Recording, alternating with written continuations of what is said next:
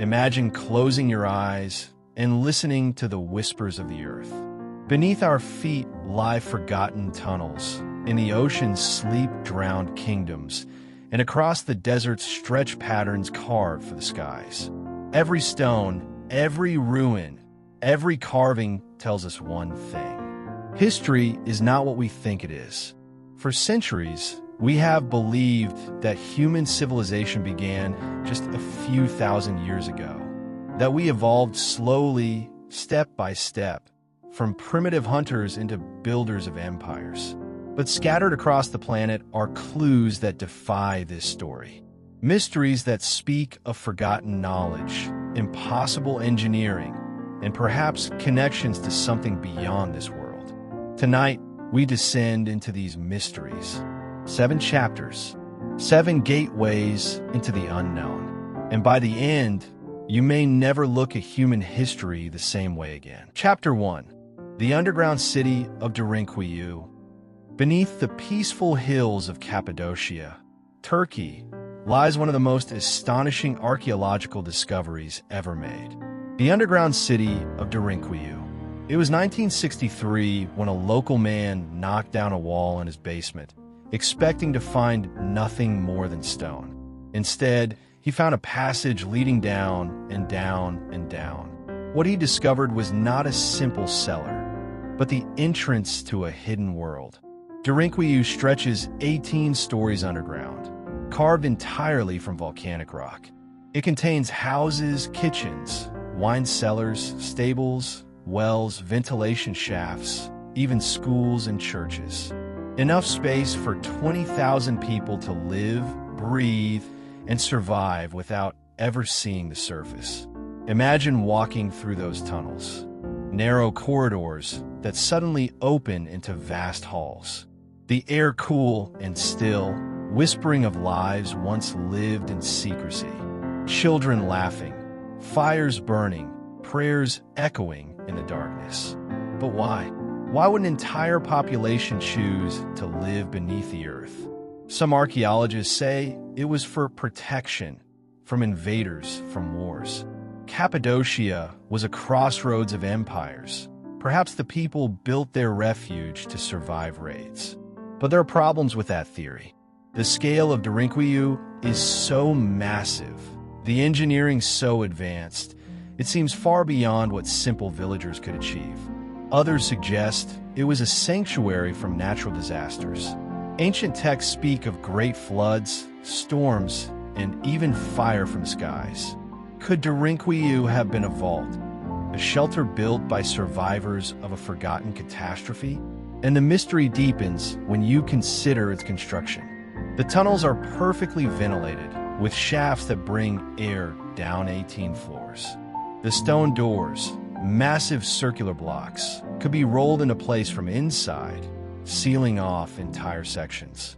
Even today, engineers admit, building such a complex underground city with primitive tools would be nearly impossible. So who built Derinkuyu, and when? Some say it was the Phrygians around 3,000 years ago, but others whisper of an even older origin, perhaps 7,000 or even 10,000 years ago, a time when humanity was not supposed to have such knowledge. As you stand at the bottom of Derinkuyu, looking up at the darkness above, you can't help but wonder, did our ancestors hide underground because of enemies on the surface?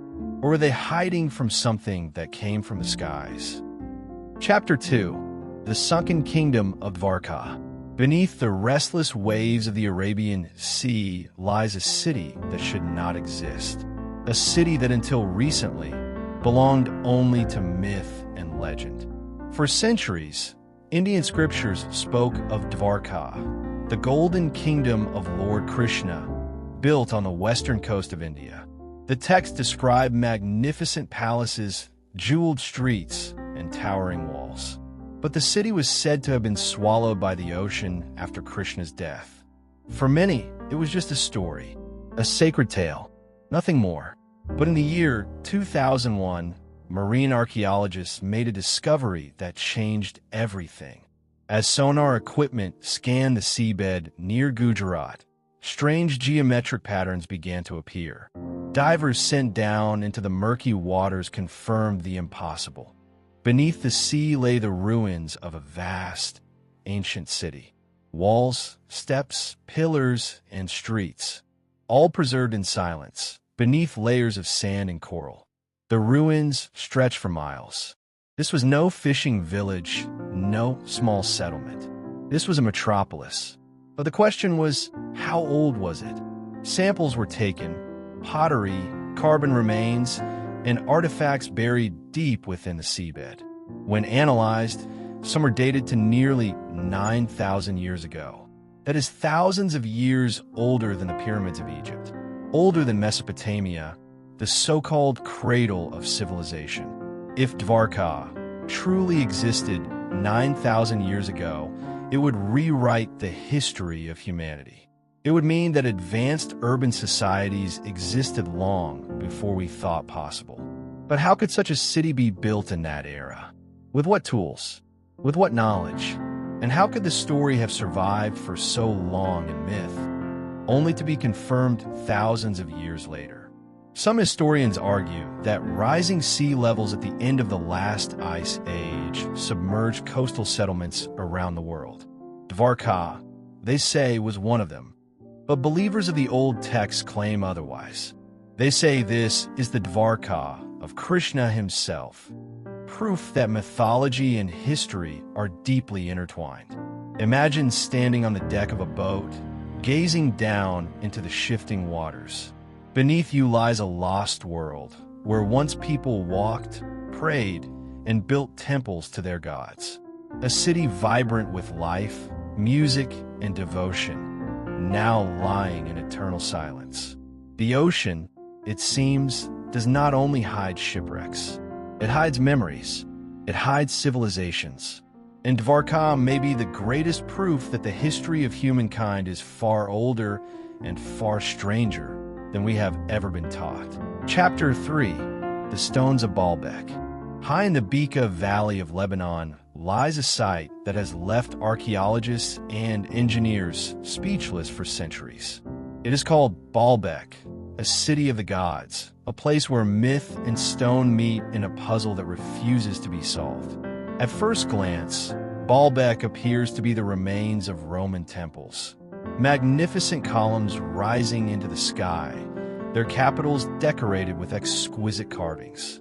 But beneath these temples lies something far older, something that no empire of man has ever been able to explain. The foundations of Baalbek are made of stones so massive they defy belief. The largest is known as the Stone of the Pregnant Woman, a single block of limestone weighing over 1,000 tons. To put that in perspective, it is as heavy as 3 Boeing 747 airplanes combined. And yet this stone is not lying in a quarry abandoned by mistake. It is perfectly cut, perfectly shaped, and somehow it was moved into place with others of similar size. Stand at the base of Baalbek, and you will see these stones stacked together with a precision so exact that even today, a razor blade cannot slide between them. No mortar, no cement. Just stone against stone, fitted so flawlessly it has survived thousands of years of earthquakes and wars. But here lies the great question: how? How did ancient builders, thousands of years ago, cut, move, and place stones of such unimaginable size? Some archaeologists suggest the Romans. But the Romans themselves never recorded moving stones this large. Their greatest works, like the Colosseum, pale in comparison to the scale of Baalbek's foundations. Others suggest the Phoenicians or civilizations before them. Yet history provides no record of the technology or tools that could accomplish such a task. To move such a stone today would require massive cranes, advanced engineering, and modern machinery. But in antiquity, nothing of the kind existed, at least not according to our history books. And so, the theories grow stranger. Some whisper that Baalbek was not merely a temple, but a landing platform, a site built for gods who descended from the skies. The legends of the region speak of deities who came down, taught mankind, and demanded worship. Could these colossal stones have been built for them? Others argue that Baalbek is evidence of a lost technology. Perhaps a civilization older than recorded history once mastered techniques of moving stone that we cannot replicate today.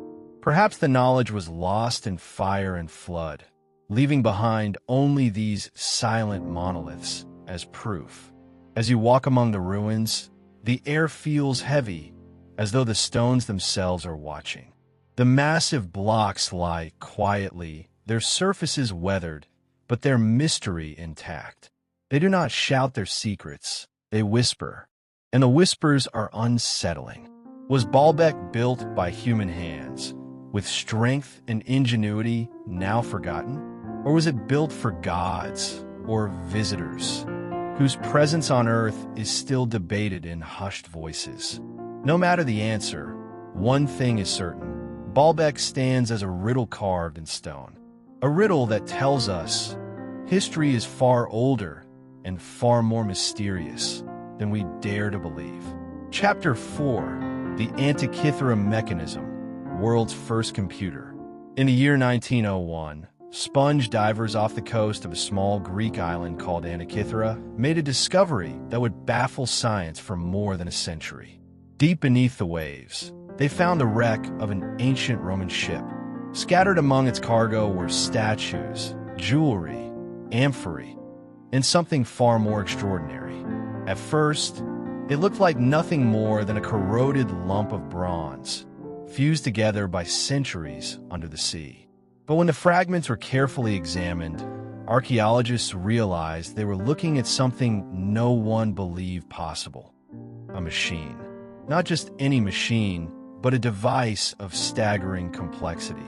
Dozens of gears precisely cut, cogs interlocking with mathematical accuracy, inscribed with Greek markings. This was not a random object, it was a mechanism. Modern analysis using X-ray imaging revealed the truth. The Antikythera mechanism was an ancient astronomical computer. It could predict the positions of the sun, the moon, eclipses, even the cycles of the Olympic Games, all by turning a simple hand crank. Think about that. Over 2,000 years ago, long before telescopes, long before Galileo, someone built a device capable of calculating the movements of the heavens with precision rivaling a modern pocket watch. How could such a thing exist? Historians long believed gears of this complexity were not invented until the 14th century, during the rise of medieval clockmaking. Yet here was a machine more advanced than anything seen for another 1,000 years. So who built it? And how did they achieve such knowledge? Some say it was the work of Archimedes, the legendary Greek mathematician and inventor. Others argue it must have been crafted by a secret school of engineers whose skills were lost when empires fell. But perhaps the deeper question is not who built it, but why? Why would ancient people need a computer to map the stars? Was it simply for navigation, to guide ships across the Mediterranean? Or was it for something greater, to align temples, rituals, and perhaps even contact with the divine?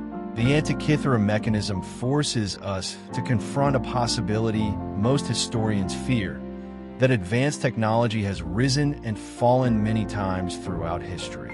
That human civilization may not be a steady climb upward, but a cycle where knowledge is gained, lost, and rediscovered. Hold the fragments of the mechanism in your mind: rusted, broken, silent. Yet imagine it when it was whole. Gleaming bronze gears turning smoothly, a hand turning the crank, dials pointing to the future of the skies. In that moment, you are not looking at myth or at legend. You're looking at genius. Genius so far ahead of its time, it still feels alien to us today. The Antikythera mechanism is more than a machine. It is a message from the deep past, whispering that humanity has always been far more capable, far more advanced than we have ever been told. Chapter 5: The Nazca Lines, Messages to the Sky. Stretching across the arid deserts of southern Peru lies one of the greatest enigmas on Earth. Vast drawings, etched into the Earth itself, so large they can only be seen from the sky. They are known as the Nazca Lines. For nearly 2,000 years, these mysterious geoglyphs have remained untouched in the dry desert soil. They depict animals, birds, plants, and shapes that stretch for hundreds of meters. A monkey with a spiral tail, a hummingbird with outstretched wings, a spider drawn with perfect proportions. From the ground, they mean nothing. They are too large, too vast for human eyes to comprehend while standing on the desert floor. But from above, they reveal their true form. And this is where the mystery begins. The Nazca people, who created these lines between 500 BC and 500 AD, had no aircraft, no balloons, no satellites. Yet they made designs so enormous and precise that they can only be fully appreciated from the sky. How? Why? Some researchers believe the lines were meant as offerings to the gods, giant pathways leading to sacred places. Perhaps the shapes of animals were connected to deities of water and fertility, in hopes of bringing rain to the barren desert. But others ask a more unsettling question. Were these lines messages to the sky itself?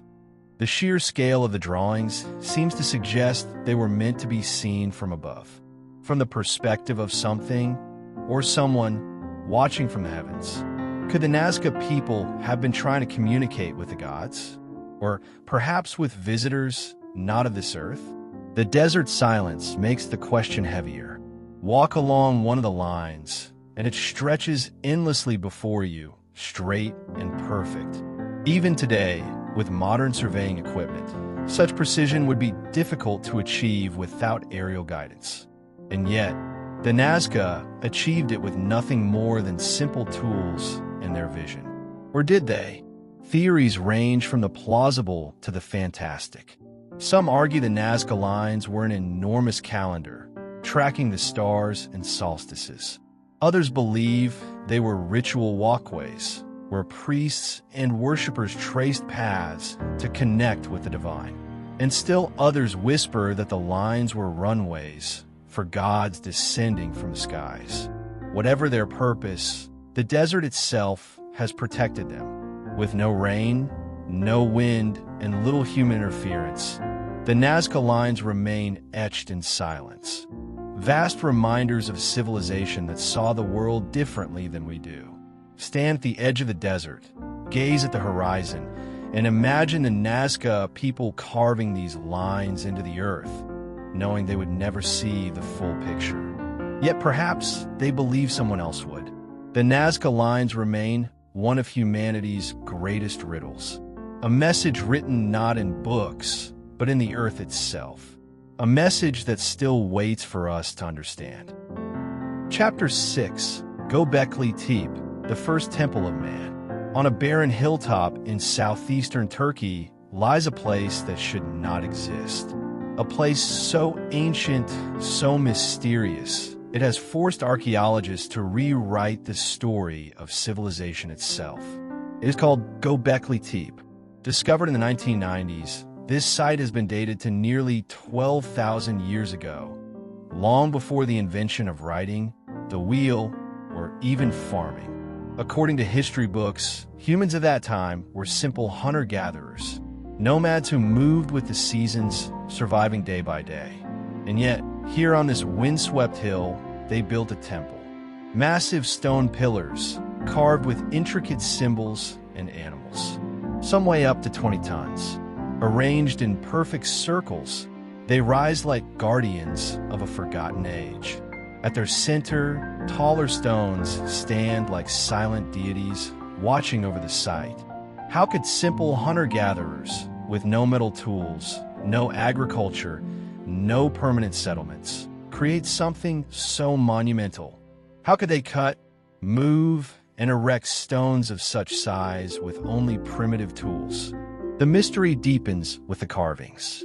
The pillars are decorated with foxes, snakes, scorpions, lions, vultures, creatures etched with detail and meaning. Some researchers believe these images represent constellations in the sky, a celestial map carved in stone. If true, then Göbekli Tepe is not only the world's first temple, it may also be the world's first observatory. But there is another puzzle. For reasons unknown, the builders deliberately buried Göbekli Tepe around 8000 BC. Why would anyone cover up such a sacred site? To protect it? To hide it? Or to mark the end of an age we no longer remember? The implications are staggering. If Göbekli Tepe truly dates back 12,000 years, it means advanced human organization, spirituality, and architecture existed at the end of the last ice age. It suggests that civilization did not begin in Mesopotamia, as we once thought, but much earlier. Some even wonder, did the builders of Göbekli Tepe inherit lost knowledge? Was it the work of survivors of an earlier, forgotten civilization? Walk among the uncovered pillars, and you feel the weight of time pressing down. The air is still. The stones loom silently, their carvings staring back at you across 12 millennia. It is not just archaeology. It is a whisper from the dawn of humanity. Göbekli Tepe challenges everything we know about who we are and where we came from. It is proof that even at the very beginning, mankind reached for the stars and carved mysteries in stone that still defy explanation. Chapter 7. Yonaguni, the sunken pyramid of Japan. Off the southern coast of Japan, beneath the restless waters of the East China Sea, lies one of the most controversial discoveries of our time. It is called the Yonaguni Monument. In 1986, a local diver exploring the seabed near Yonaguni Island stumbled upon something extraordinary. At first, it seemed like a natural rock formation, but as the divers swam closer, the truth revealed itself. Beneath the waves stood a vast pyramid-like structure, carved with terraces, platforms, steps, and walls. Some parts looked unmistakably man-made, perfectly straight edges, right angles, symmetrical staircases, massive flat surfaces as though chiseled by human hands. The monument is enormous, nearly 500 feet long and 90 feet high. Its steps descend like those of a giant ziggurat, as if leading worshippers into the depths of the ocean itself. But the greatest mystery of Yonaguni is not its size, it is its age. If the structure is man-made, then it must have been built over 10,000 years ago, during the last ice age, when sea levels were lower and Yonaguni was dry land. That would make it one of the oldest, if not the oldest, structures ever discovered on Earth. Mainstream scientists argue it is a natural formation. Erosion, they say, shaped the sandstone into sharp lines and flat surfaces. But divers and researchers who have studied it closely disagree. They point to what appear to be carved staircases, pathways, and even what looks like a massive entrance or ceremonial gate. And then there are the carvings. Some divers claim to have seen marks resembling animals and symbols, suggesting intentional design. So what is the truth? If Yonaguni is natural, it is the most extraordinary coincidence of geology ever seen. But if it is artificial, then it is a relic of a lost civilization, one so ancient it predates all known history. Imagine standing on a boat, gazing down at the clear blue waters. Beneath you lies a pyramid, older than Egypt, swallowed by the sea. Was it a temple? A fortress? A monument to forgotten gods? Or was it part of a civilization wiped away by the floods at the end of the Ice Age? For now, Yonaguni keeps its silence. Divers return year after year, but the ocean guards its secret well. The currents whisper around its steps. Fish swim through its silent corridors, but the monument itself refuses to answer. Perhaps one day we will uncover the truth. Or perhaps Yonaguni will remain what it is now, a riddle carved in stone, resting forever in the deep. Outro. Echo Zofi forgotten orges. From the deserts of Peru to the depths of the Japanese cities, from the frozen hilltops of Turkey, proof that to the legends can rise from the depths to become reality. We have walked through mysteries that refuse to die. We stood before stones. Each chapter of this journey has left us with more questions to explain how they were ever moved. The Antikythera mechanism reminded us that genius is not bound to time. The technology we thought modern may have existed thousands of years ago. The Nazca lines stretched across the earth like messages to the heavens, carved by hands that seemed to know someone, or something, was watching. At Göbekli Tepe, we stepped into the world's first temple, buried by those who built it, as if they wanted to preserve a secret too great for future eyes. And in Yonaguni, we descended into the sea to witness what may be the ruins of a civilization lost to the floods of time. Each mystery whispers the same haunting truth, that history is not a straight line, that civilizations may have risen and fallen long before our textbooks begin, that the story of humanity is deeper, stranger, and far older than we dare to believe. But why were these wonders built? Why do they align with the stars, defy the limits of their age, and survive the destruction of time itself? Were they offerings to gods, messages to the sky, remnants of knowledge passed down by forgotten civilizations? Or are they evidence that we are not, and have never been, alone? As you reflect on these mysteries, imagine the builders. Ancient hands, lifting stones, carving lines, turning bronze gears. Hands not so different from our own, yet guided by visions we may never understand. The earth is old, older than we can truly comprehend, and scattered across its deserts, seas, and mountains are echoes of worlds long forgotten. Worlds that challenge our pride, our certainty, and our belief that we are the pinnacle of time. Perhaps the truth will never be found in books or lectures. Perhaps the truth lies in the silence of these ruins, waiting for us not just to study, but to listen.